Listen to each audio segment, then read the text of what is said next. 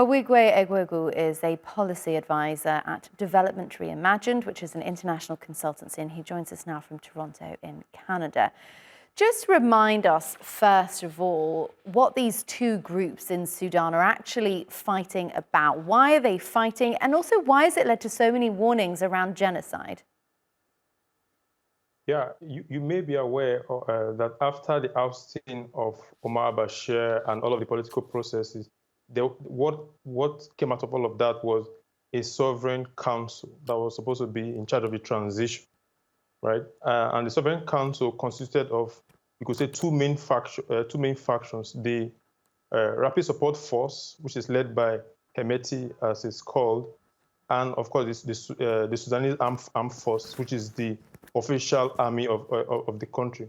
But in April 15th of last year, on April 15th of last year, we saw a conflict breakout. And the reason that the Rapid Support Forces gave us that part of their agreement in the Sovereign Council was that the Rapid Support Forces, which is a militia, is to be integrated with the Sudanese army, and the other party is not following through with that agreement. So their grievances led to the outbreak of what has become a very, very devastating conflict with so much cost to the people of Sudan. And 500 days later, we have this situation where, like you said, 2.5 million people are on the brink of dying of hunger at the end of the year.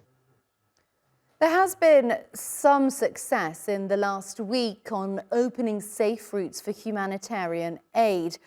But peace talks last week in Geneva didn't really yield any results on ending the violence itself. So what more needs to be done to get the two sides round a table and start talking about peace?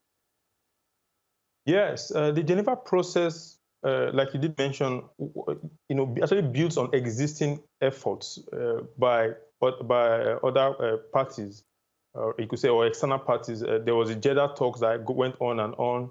But even that, as we've seen, has not been very successful. But now this is a UN-mediated process. The aim of it is to get ceasefire, which will allow for and put priority on allowing humanitarian aid into the country. And even that, on day one of the talks, one of the parties did not even show up, right? Considering the very dire situations in the country. And the reason we've had this conflict this long with such inertia to end it is because the conflict has been externalized.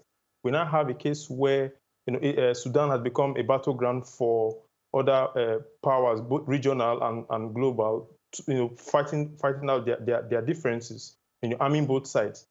So there's not enough pressure on the RSF and the SAF to actually work out even a humanitarian ceasefire. We're not talking of a full and complete cessation of the conflict. So what needs to happen is to get to a place where there's sufficient pressure on the government of Sudan and the RSF to iron out step by step a roadmap for peace. And I hope that is achieved as soon as possible. You said other powers are effectively fighting through these two groups. Can you just spell it out for us? Who are these other powers and what are they hoping to achieve by fueling a conflict in Sudan? Yeah, from the government of Sudan side, or the SCF led by Al-burhan, he and his people in his camp, they put so much blame on the United Arab Emirates as being the main backers of the Rapid Support Force. Not very long ago, even the Sudanese ambassador to the UN in the United Nations Security Council was stressing this very point, which the UAE denied.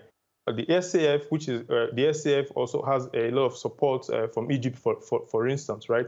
So Sudan, being a very strategically placed country, it is a prized possession for anybody in the eyes of these competing powers, and they want to establish their influence in the country, but it's coming at the cost of the Sudanese people. All right, that's very, very helpful. Ovigwe Eguegu, thank you so much for joining us on TRT World.